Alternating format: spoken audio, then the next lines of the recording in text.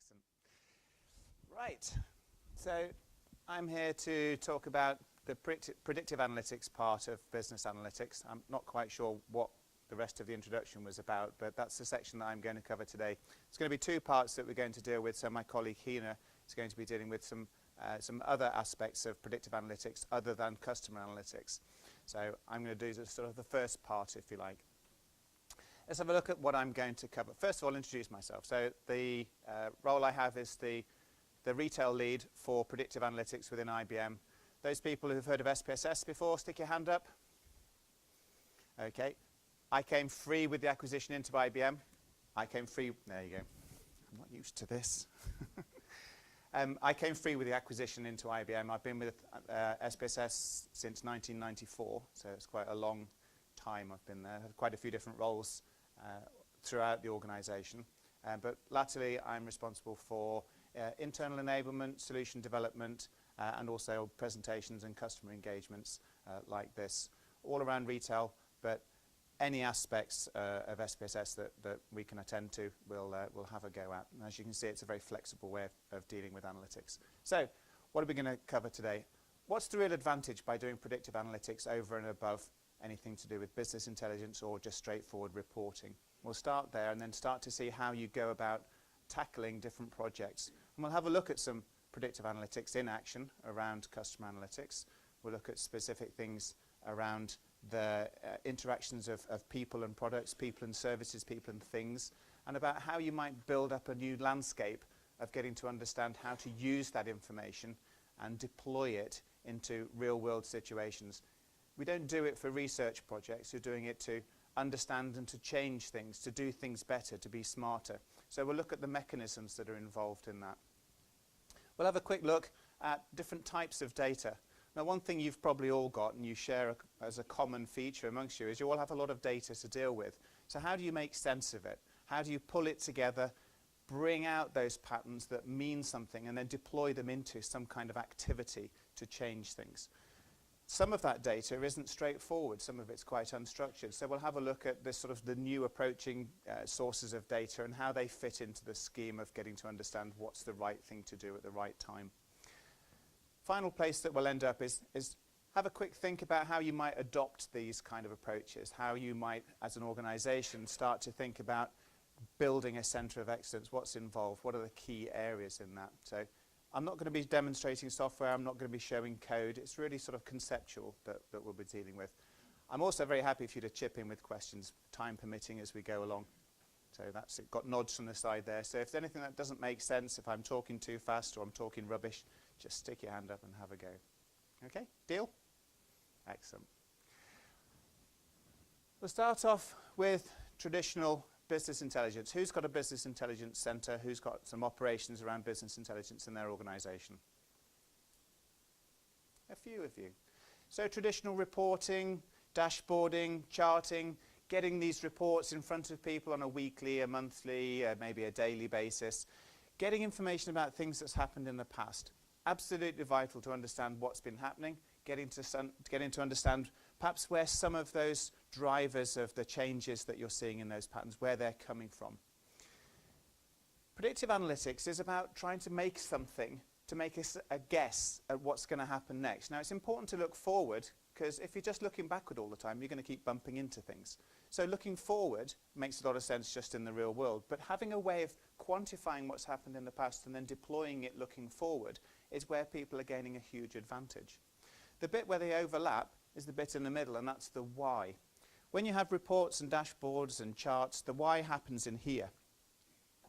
The why happens in predictive analytics by building a model. So we search for patterns in the data, and we quantify those patterns, and then we use those patterns in predictions. Fairly simple sort of approach. We all understand equations and things like that. Don't worry, I'm not going to do it. But we all understand equations and formulae. It's that kind of thing. But what we'll do is project forward. So then rather than just looking at what's happened, you can look at what might happen next. Once you've got that, you can make a clearer decision about what is the right thing to do. Now we can look at this on a gross level, we can look at this on a micro level.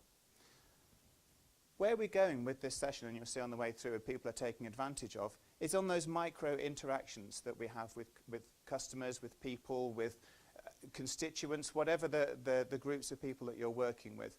The same philosophy works for operational systems, the same philosophy works maybe looking at maintenance of aeroplane engines. It's the same philosophy. You're making predictions forward to work out what's the right thing to do. In this case, we're going to try and build out profiles and patterns and segments, get to understand what the behaviors are, and then trying to use those in a constructive sense looking forward. They're all part and parcel of the same thing. They're all looking at similar sorts of data. So it's not a new crazy world that's just dropped in from outer space. They're all nicely linked together. And you can run the two side by side. I'm not saying one's better than the other. They both have a place. Wiser people than me have come up with the statements about what predictive analytics is. For me, the one I like is this one at the bottom. Actionable, statistically supported insights from data that help drive competitive advantage. And the key one for me here is actionable. If you can't find where to deploy these analytics, there isn't an awful lot of point in doing predictive analytics. The idea is that there's so many bits of this that are going to end up working that you can take advantage of. It's too much just to have on a piece of paper somewhere. These become very operational systems. And it's got to be something that actually changes. So it's great knowing something, but if it doesn't have an impact, what advantage is it? So you're trying to find changes of behavior. Is someone going to buy some more? Is someone going to be serviced better? Is it going to be a better customer experience? Is it going to be something that changes the way people do business? And that's what we're aiming for. If you don't believe them, and you may or may not believe Gartner, of course, but look at this one. By 2014, 30% of analytic applications will use proactive, predictive, and forecasting capabilities. How far away is 2014? Let's have a quick show of hands. Who's using predictive analytics now? Okay, so that's out of all the people that have analytics, that's probably not 30%, is it? So within a year, some more of you are going to be doing that too. So it's very real. It's very absolutely topical. But don't do it just because I say so. Do it because it makes a change and it makes an advantage to your business. So how do we go about this actionable bit? Here we have this idea of moments of truth. We do things, and at the point of doing that is an opportunity to change behavior. So here, it's just a phrase, moment of truth. You can call it whatever you fancy. But here's just some examples of things that we do as customers, say, for example, where you can deploy analytics. If you get to understand the sequence of behaviors or the profiles that are important at that point, and then use those to make a prediction, you can make a different decision as to what you should do in that moment of truth. On the far right side there, you'll see there are some, just out of interest, we're giving these presentations, making them available? Yes, no? Yes. So if anyone needs to take photos, then you'll get these anyway, so you won't need to worry about that. On the far right-hand side, there's some major sort of areas that you might consider doing analytics for. You want to grow your existing customer base. You want to grow an existing customer. You want to retain an existing customer. You might be looking at risk or fraud, for example, in different situations, in banking, for example, or insurance. These are the sort of the main reasons for doing the analytics. These are the moments of truth that you might do them. And that gives you then the framework by which you do your analysis. So you choose to build models for a particular purpose. What's the fuel in the system? The fuel is data, of course. We've all got loads of data to play with, and it's about pulling it together and making sense of it. This could be a very utopian vision. Oh, I haven't got all this, and I can't glue it together. Well, let me say right from the beginning, that would be fantastic if everyone could do that. If you can do part of it, you can get going. Even if it's only one of these that you can get going on, that's great. So you can use the same analytics techniques with any sources of data.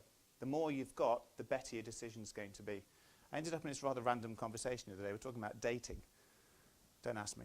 We were talking about dating. We were talking about speed dating versus going out on a long sort of laborious sequence of dates and saying, what's the connection to this? And it was all about how much data you collect.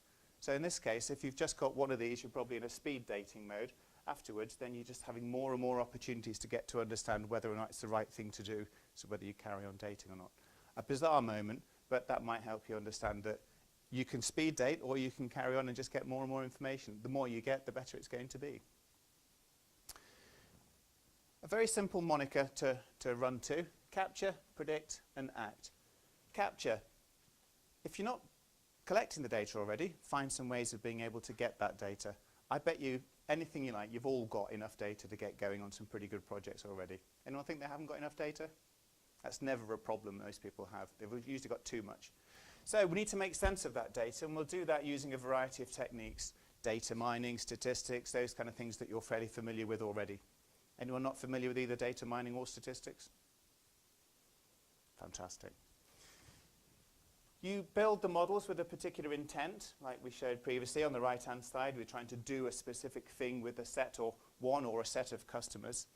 But you have to find where it is that you're going to deploy it. And you'll see here there's a variety of different mechanisms.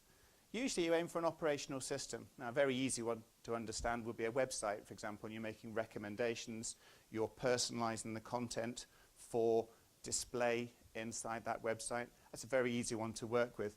But it may be there's a call center, it may be that you're dealing with individual interactions that you have in a store or you have with an insurance claim or something like that. These systems can all communicate with the underlying analytics.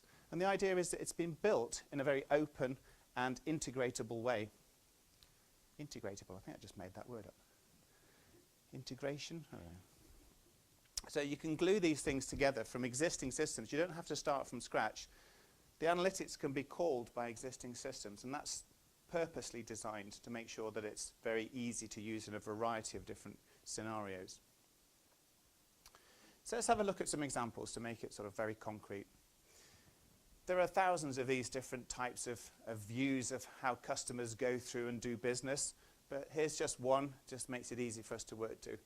You start at the top, you're researching, you're trying to find out whether or not you perhaps wish to purchase something or undertake a service or do a particular thing, whatever it is that your area is that you're working in. In this case, we'll deal with whether you're going to purchase something, a product or a service, for example. Once you've done that, you'll use it or you'll engage in that kind of service. You may have some issues that you need to address, therefore you get in contact again with the organization. Each of these, of course, is a touch point, isn't it? This is a moment of truth to allow you to do something. So what we start to think about now is building the models that help us make better decisions at each of these points. Now, quick check, because I know I gabble and I speak very quickly. Everyone keeping up? Anyone not keeping up? That's an easy way of doing it. Fantastic. All right. We've also got an interesting one over here as advocate.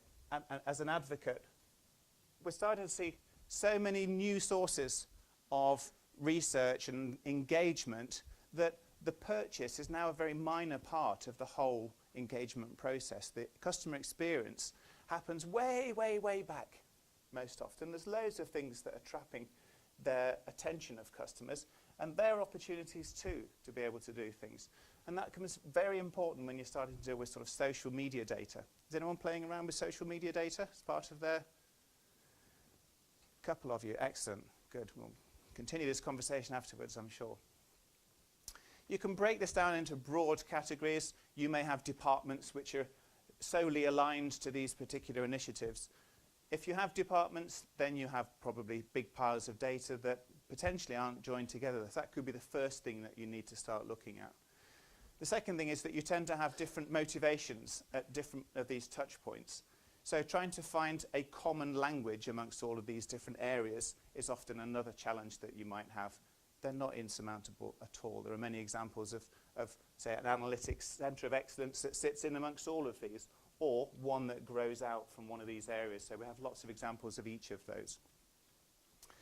There's some case studies. You can go and search for these, or we can show you where to get all these kind of case studies. But essentially, what they're doing, I'll just pull a few up, and for the sake of expedience, I won't go into all of them in detail, but I'll get you some examples of how they've approached their particular business analytics task. If we take on the far side over here, this is a really interesting, this is a health organisation, a health insurance company.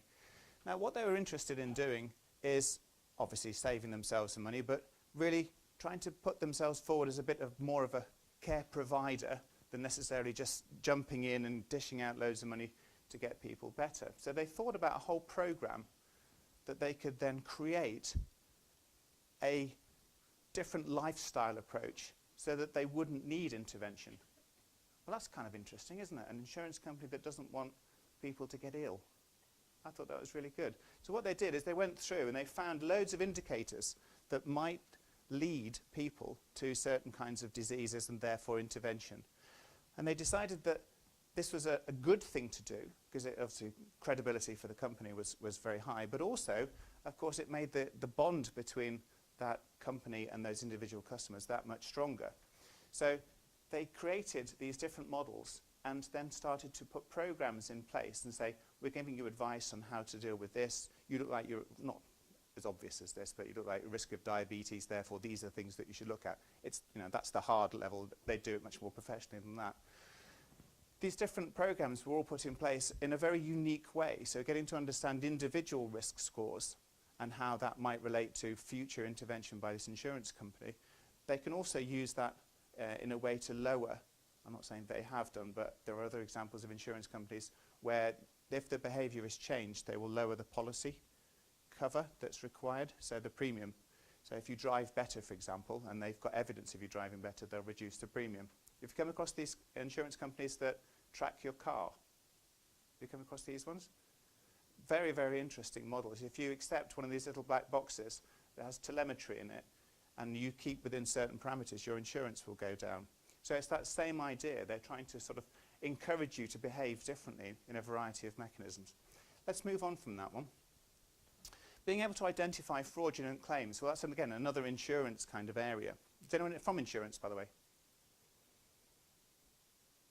Maybe not the best example to choose then. You'll get the idea of why it's important, though. We've all claimed, I'm sure most of us have claimed at some point in our lives on an insurance policy. First thing you do is ring up, say, I wish to make a claim. And they start collecting bits of information from you. If at that moment of truth they can make a decision as to whether or not they can fast track you, give you the money that you want, that can make you very happy. But it can also save a huge amount of money in two ways. First, they don't have to go away and get people involved and research it and get all the evidence together and then finally settle the claim. But also, the longer the claim goes on, the more expensive it gets. So what they're trying to do is try to, first notification of loss, build a predictive model that collects evidence as you're in the telephone conversation to make a decision to fast track people. And they've done this time and time again across insurance companies, and it saves huge amounts of money, huge and huge amounts of money. But they don't only do it to save themselves some money, they do it because it's a delightful experience for those who claim and get something sorted out within minutes. And you now starting to see adverts on television and radio that are based off the back of them using this kind of technology. So they're saying, if we can, we'll solve your claim within a minute, within 2 minutes, within whatever it's going to be. Customers leaving is always an issue, especially in a highly competitive market. This is a telco, telecommunications. They sold broadband, they sold just all sorts of communications products. They were suffering. They were really suffering. They were at 19%. So every year they'd lose 19% of their customer base. It's always a lot cheaper to keep customers than it is to find new ones. So they really had a business problem that was very, very clear. They had lots of data they wanted to use. And they went through and they looked again all the interactions that customers are having, not just what usage is, but what interactions they'd had with them. Had they phoned? Had they rung up? What other indications could they get from bought data?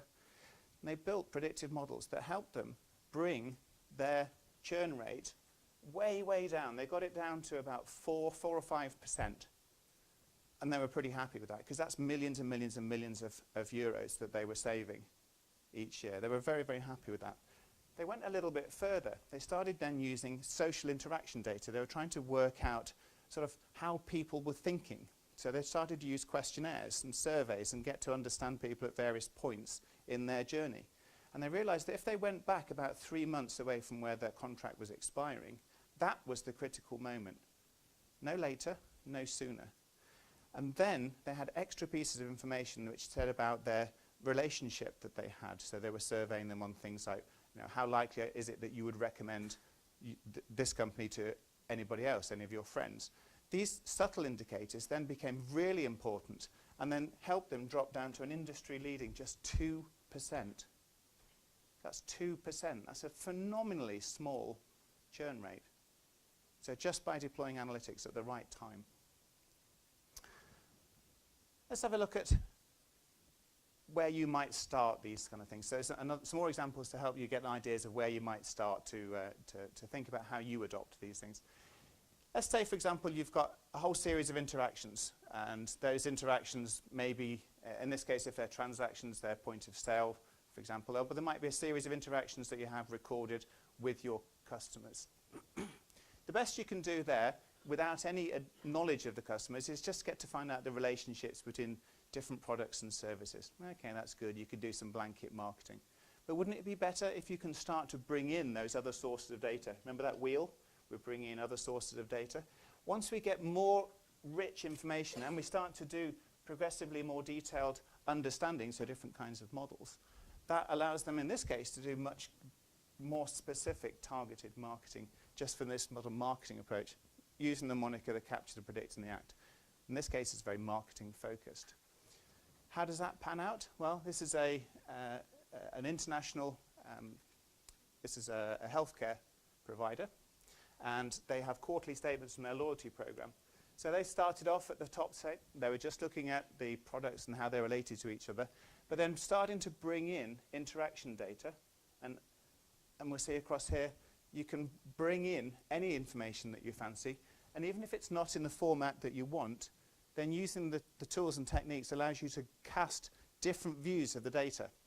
Remember I just said about 3 months before renewal? Well, that isn't a specific date. That's different for every particular customer. That requires some derivation. So in the model itself, part of the process is to understand the data better, and that's where the domain knowledge comes in. What we'll see is not just simply the model gets spewed out, but it's about working interactively with it. If you know what data to collect and what looks good and what feels good, maybe some business rules as well, that then becomes really critical in building really good predictive models. You don't just let it produce them and then say, job done. It's an interactive process on the way through. In this case, we're trying to find specific things that were going to incent people to behave differently. Now, I'm a member of this scheme, and when they turned on the analytics, I went from throwing this quarterly thing into the bin to actually spotting things that were useful to me. And now, I would say probably 75–80% of them are things like go and redeem. And that's kind of interesting, that previously it must have been like everybody else were just recycling these bits of paper. And there's huge value involved. But my behavior has, and I'm a sucker, I don't mind admitting it, my behavior has now changed. I don't say I sit there waiting every quarter to get my new points, but I know now that it's quite likely I will be visiting this company to go shop fairly soon when something comes through that door, because they'll make an offer that I just can't refuse. And that's the idea of getting this personalization. It isn't about 7 or 8 segments and that's your customer base. This is a level of 1. So this is trying to market to me. But also, it goes horizontally as well, trying to market to me at different times or trying to interact with me at different times. If I phone this company up, I want to make sure that the same information, the same offers are going to happen, the same interactions and the same knowledge about me are going to be driven by the underlying techniques. I don't want to then ring up someone that is in one department that has some knowledge of me and then someone else in the organization has a completely different one. I want to make sure that it's all tied together. So with that in mind, that's the next step, really. What's the next best action? I've mentioned several times about marketing, but I hope the examples, the insurance, the healthcare, those kind of things, give you an idea that this isn't just about trying to get people to buy more. This is about making a much better experience. Again, sorry for banging on about sort of retail-y kind of things, but I think it's very easy to understand and extrapolate out from there. If, for example, you're trying to improve the customer engagement over here, one of the things that you have with a whole, let's say a website or multi-channel approach, is that you might be browsing for something on one channel, purchase on another, interact with another channel when you want something to do with a warranty or an insurance claim. We hope that's all joined up behind the scenes. But a very, very simple example here is if you don't join in anything to do with inventory, you can be searching, you can be making some purchase decisions, and then suddenly there's nothing available for you to purchase. How demoralizing is that? Ugh, they're useless. So don't show me, don't make recommendations for things that aren't available. It's a no-brainer, isn't it? But how many times have we come across bases that don't think in that joined up kind of way? And it's very easy to get these things to talk to each other. technically. Whether or not that's true departmentally is a different matter. But let's not forget these areas here. These things don't happen on their own. They happen because people are generating these models. They're getting to understand the meaning behind these things. But there's also business rules. You can't advertise certain things to certain people. Has anyone come across that, that Target in America, that Target mishap, should we call it, with the very personalized advertising? A couple of you? For the most of you haven't come across it. So there was a campaign that was put together, and they were getting to understand certain products were being bought by women at certain stages of their pregnancy. And again, this is fantastic. This is really powerful stuff. So what we'll do is we'll start to work out in which trimester of their pregnancy certain products use. Oh, brilliant. This is really indicative of a end of first trimester state of pregnancy. So they started basing their interactions off this and saying, oh, we see you've bought this, so maybe you might be interested in this, this, and this. Phone goes off, this guy rings up and says, what are you doing marketing to my daughter? What are you doing marketing all these pregnancy things to my daughter? Really sorry, you know, the models we've got then, sometimes it goes wrong and we're really, really sorry. A couple of days later, phone rings, I'm really, really sorry. How did you know? And it's that kind of thing, so you can get it horribly wrong. Just research it, Target and marketing, it'll probably come up top of the list on Google. All right, so if you think that's a bit fantasy, this is it's in Japan. Well, I couldn't think of Japan then, I don't know. It's in Japan, it's at the top. This is a huge, huge organization. They are like Amazon and eBay. If you put them together and let them have children, it still isn't that big. This is huge. This is a big, big place. And they're starting to buy stuff around the world as well. So I mean, look at the volumes of stuff they're dealing with. What they do is they get down and they can get right into the nitty-gritty. They are making personalized recommendations. The volumes that you just saw there are phenomenal. The mechanism behind it is really quite an amazing thing to look at as to what's involved. They start matching people to products, to services, getting to find out attributes of people, attributes of products, relating them all together to make these personalized recommendations. But it's also personalization in the sense of that content is chosen and delivered in a very personalized kind of way. And that personalized kind of way, if I go back one slide actually, that personalized kind of way takes advantage of something that you might not be thinking about. If you think about all this existing data that you've got piles and piles of, you can open cabinets and you've drawers, you can look under your seat, you've got data coming at you everywhere. But with all that data that's sat around there, I'm still moving along, right? And I'm seeing the world's changing outside my window. This is a bit random, but the world's changing outside my window, so my context is changing. So whatever it was that was important to me then, I've suddenly noticed something different. So shouldn't you be able to take advantage of that in your interactions? So don't just think about this as being historic data. This is a melding together of historic and contextual. So if we go back over here, knowing what something has happened, knowing that something is in the basket, knowing that something has been rejected, knowing that something has been jumped backwards and forwards from several times in a research process, changes what I should do next. So bringing in contextual information then becomes very, very important. If that's on an insurance claim or that's on a customer service call that you're dealing with, go for it. Yeah, I was thinking here for Amazon has a lot of advice when you go there shopping, and I think they've developed a lot of it in-house. I don't know how it, in this case, has IBM done all of this work? Well, they did it themselves using this technology, yes. Okay. Yep, so I mean, we can go into a coffee line chat about Amazon, about how they're approached, but if I say customers like you choose things like this, or people who bought this, does that feel very personal? Better than nothing. Exactly, it's better than nothing. So better than doing nothing, having one site for everybody. However, we can do better. We can start to look at what your interactions have been in the past. I love it. I find it's a sport now. And I do like Amazon, don't get me wrong. If anybody's recording this and it gets seen in the world, I do like Amazon and I shop there regularly, but I do feel it's a bit of a sport nowadays. And I get quite excited when it comes up with a recommendation. It goes, yes, you've chosen something, finally, that I might like. And I go, yeah, that's brilliant. And then I start giggling to myself and say, do you know what's really funny, Amazon? I bought that a year ago. And do you know what's even funnier? I bought it from you. And it just cracks me up. It's like, that data is there. It's yours to use. It's not as if they have to go and beat Google over the head to get the data out of them. It's theirs to use. It's a lost opportunity. So now it's complete sport. If I start searching for someone else in my family, and I start searching, what is going to come out next? I don't know. A very confused picture of who me is. And that's where it becomes very interesting, and you've got to use your brain about these patterns and models that you start to build. Now, don't then treat me as being the same as my daughter at that point. But how do you know who I am if I'm on one session? It becomes very sort of complex area. But something's better than nothing. I completely agree with you. Does that answer your question? Was it a question? It was a statement, wasn't it? What kind of IBM behind? That was it. I got completely torn away by that one. Yes, in this case, yes, absolutely. So these are some of the bits and bobs that are working in the background and that you need to sort of pay attention to in this one.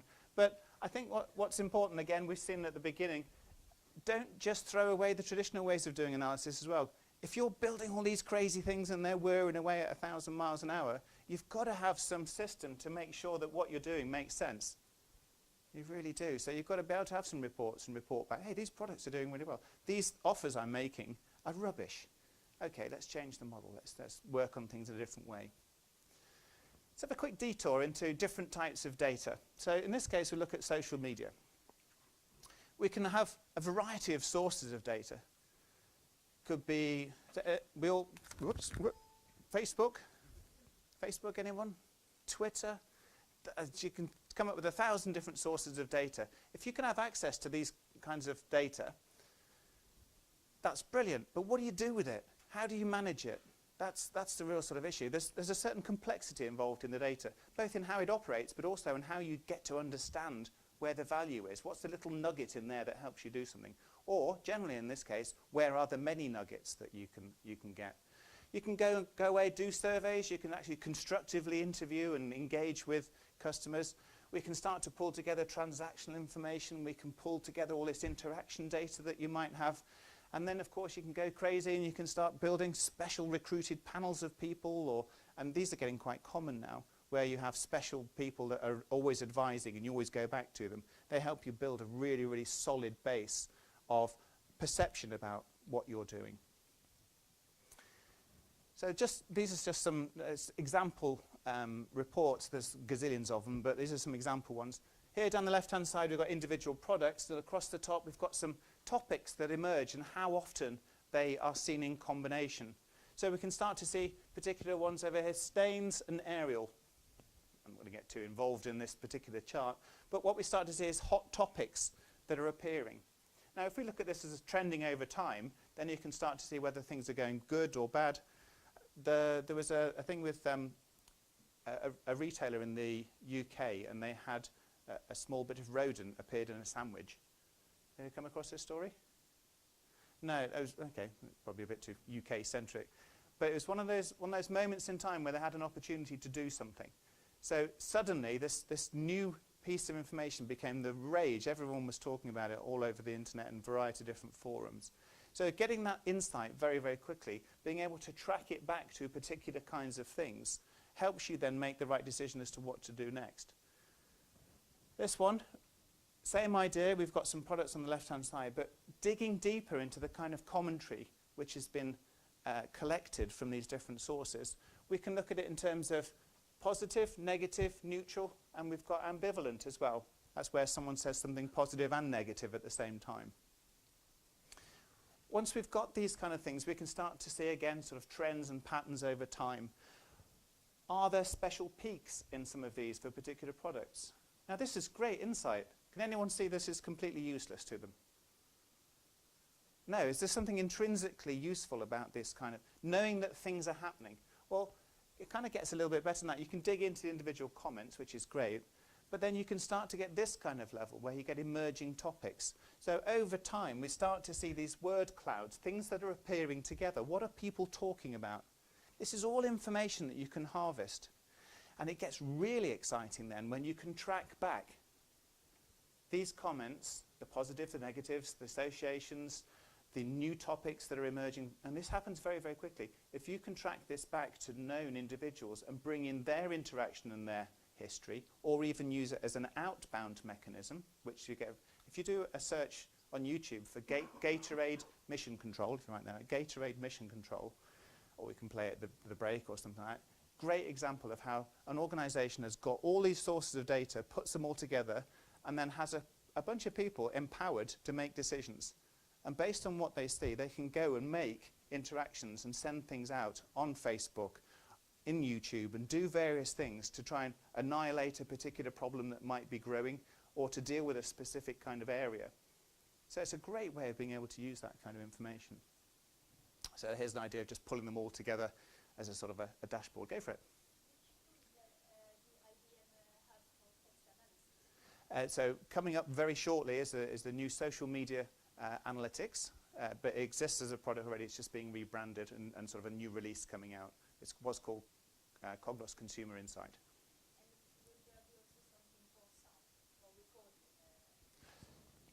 So in this case, it doesn't do that. It does the analytics behind it. So if you can, because there are many other sources of technology which will take the sound and turn it to text, for example. So once you've done that, then you just feed it straight into this.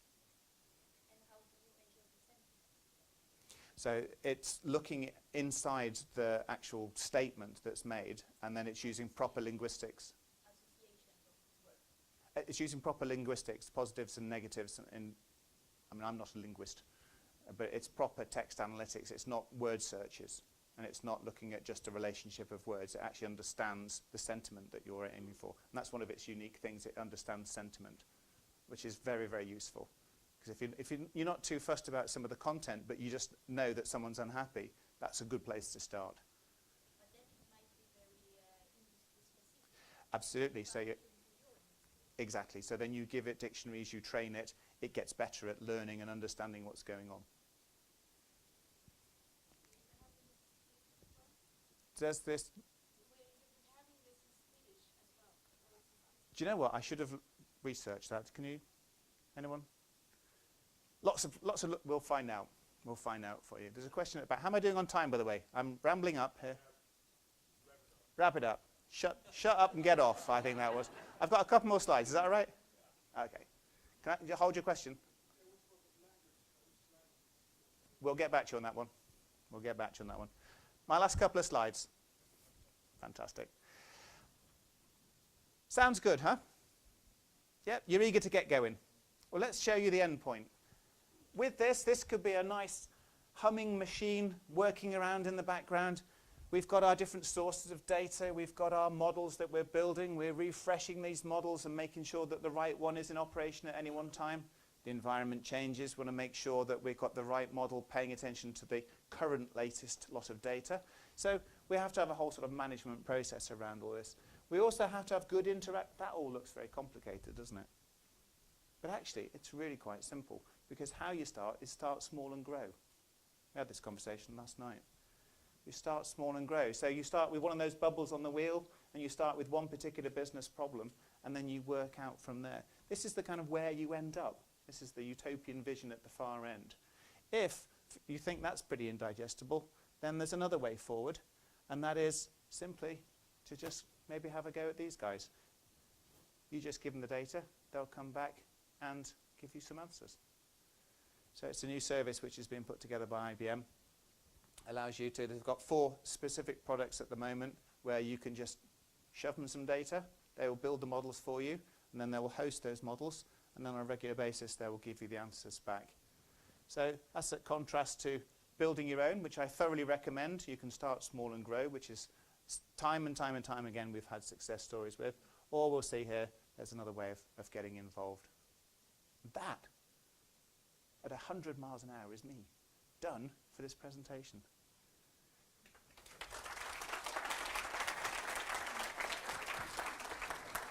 Thank you, Colin. Do you want that back again? Yeah. There you go. Thanks. Pleasure. Yes, one question. What was all that about? What was all that about? Lot of interesting examples. Yep. How do you see this evolve over the next couple of years, if you look at what's happening now in the business? What do you mean by this? All over, you have lots of Do you mean examples. analysis or the... Analysis, analytics? the impact on the market. Ooh, well, Sorry. that's okay. So that's okay. I'm with Gartner on this one. I think it's inescapable. I think this is a huge force that's now right in front of us, and I think the smart guys are taking the moment, taking a grasp of it, even if they're not thinking of building their huge centre of excellence. They are actually starting to grasp and start these projects now. These are the guys that are going to be successful. I was reading this book called the New Rules of Retailing, and they weren't specific about how many years, but it was in the region of less than 5, and they said 50% of all retailers that we know will cease to exist. And one of the main reasons that the ones that will stay is because of stuff like this. And we're starting to see many examples across many industries of those which grasp analytics, deploy them, don't just do analytics and get reports and say, fantastic, here's my monthly report, I'm just going to rest my briefcase on it. They're actually putting it into business, and it changes the way people do things. Those are the guys that are becoming more successful. So I just see it as becoming something unavoidable. So is there an early adopter advantage, or is there a risk to go into this area before as an early adopter? I see no risk whatsoever. I mean, what damage can it do? I really can't. I mean, it can't do you any harm. Knowledge is power, isn't it? And the more knowledge you have, then that's the position of advantage. Seems quite logical. He wants to kick me off, by the way, so better be quick. Just a question related to that. Yeah. How do you feel that the Nordic market is related to that? You're saying early adopters, but in some parts of the world, you have some examples of that. They are pretty advanced in this. Yeah. What do you see the maturity level of the Nordic market? Do you know what? I think that question, we should come back to that at the end of the day. I think that's a really good question once you've heard some of the other stuff as well. Because I think in your specific area, it may be that you're very advanced in comparison to other people around the world. I mean, I've shown you some pretty exciting examples of things, and none of them, if that helps you, none of those particular examples were from the Nordics. However, I do know of projects that are ongoing, which are in this kind of area, which are becoming very successful, that are in this area. So are you globally known as the leader of analytics, is one way of answering your question. I don't know that anyone is, to be perfectly honest. I think there's certain industries are doing it very well and being very successful at it. Could you do better? Thanks a lot. Talking about the future.